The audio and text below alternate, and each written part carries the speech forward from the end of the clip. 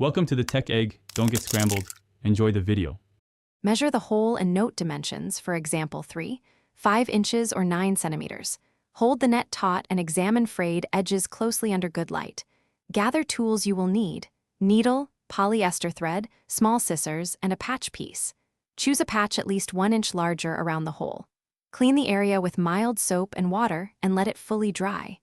Lay the net flat on a table to stabilize your repair. Organize thread and needle within easy reach before starting stitches.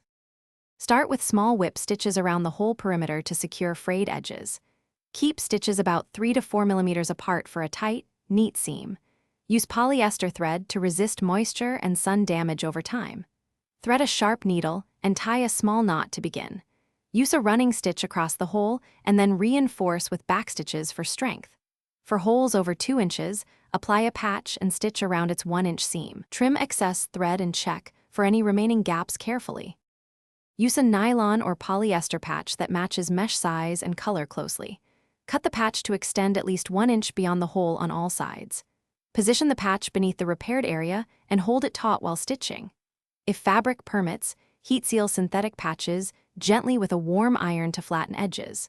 Finish by tying secure knots and trimming loose threads within 3 to 4 millimeters. Test the repair by gently tugging and inspect for gaps and loose threads. Reinstall the net and check. Thanks for watching. Consider subscribing if I helped unscramble your problems.